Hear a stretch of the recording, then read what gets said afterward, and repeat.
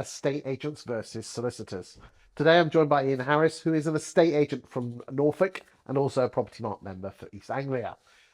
Ian, estate agents versus conveyancers and solicitors. You put a post on, it's them versus us. There's name calling, there's bricks going either side. What's it all about? Talk to me.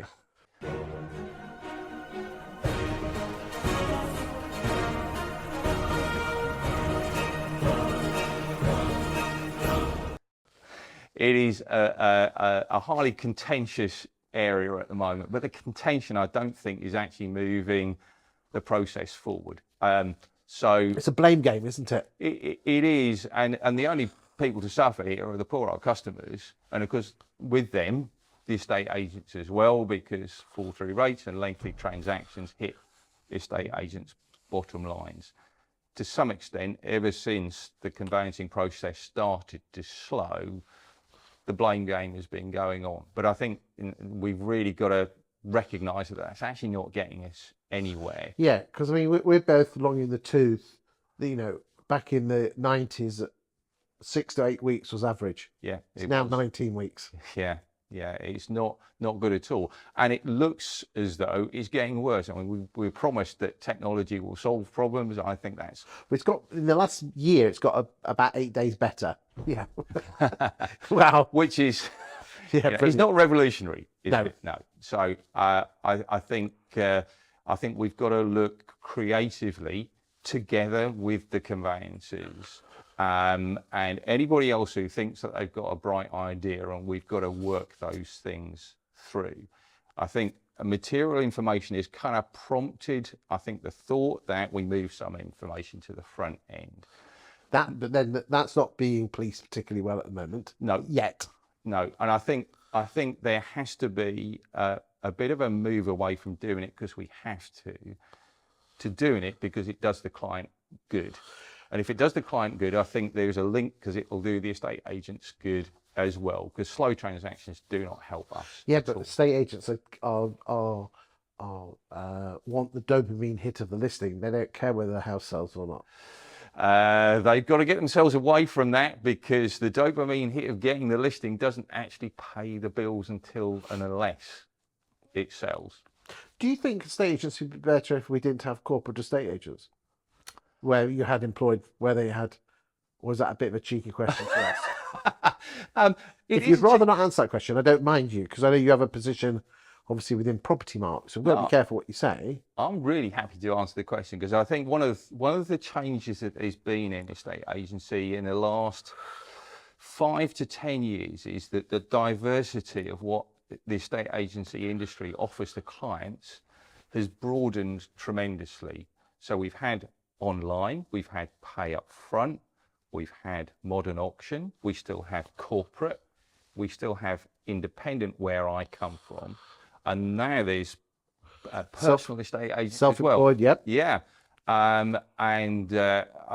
it looks at the moment as though all of those have a place.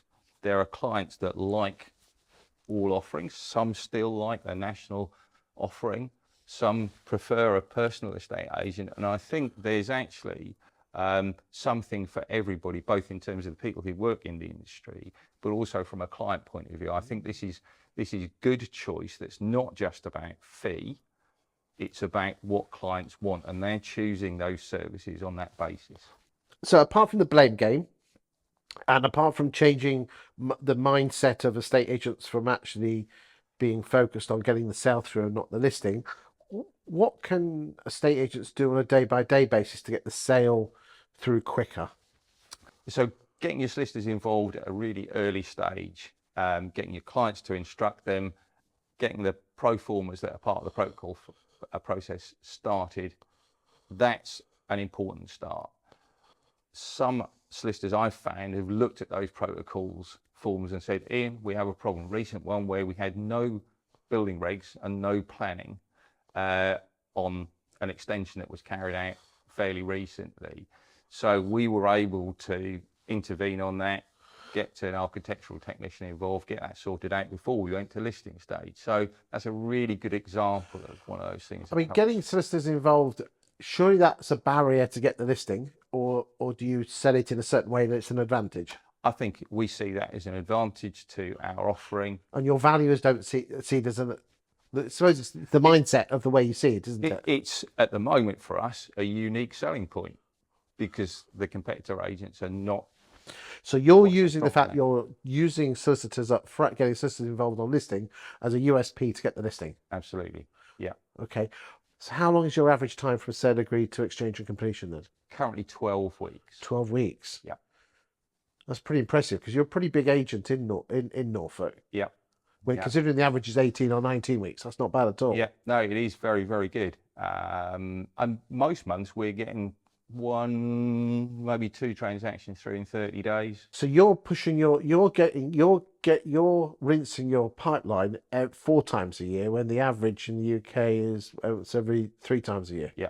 Or actually just a bit less sometimes at the moment. Absolutely. That's really, really good. Why do you think most estate, and that would actually reduce the issue about the conveyancing and the estate agents? Because I think what we're doing is we're blaming the problem of the 19 weeks and not actually the solutions to the problem. Absolutely, yeah. I think it's a really good example where actually agents and conveyancers can work together.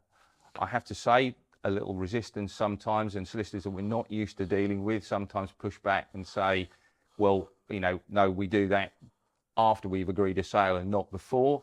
And some of those I have a conversation with, and we persuade them otherwise. Some change solicitors and come with one of ours. And the fact that you're dealing with other solicitors in the chain, you're able to bring them along with the 12 weeks, because obviously everything needs to fall into place. Yeah, I mean, in North Norfolk, we deal with probably fewer long chains than maybe some geographic areas, and I think that, let's be realistic about this, that has some influence on it, but not all by any stretch of the imagination, because we've had our own averages up around the 16, 17, 18 weeks before we started this approach. But more in the more of a traditional town, which is Norwich, you're still around the 12-week mark. Yeah. That's really, really good, especially when you get everyone else's chain involved as well. Yeah. Ian, thanks for your time today. Thank you.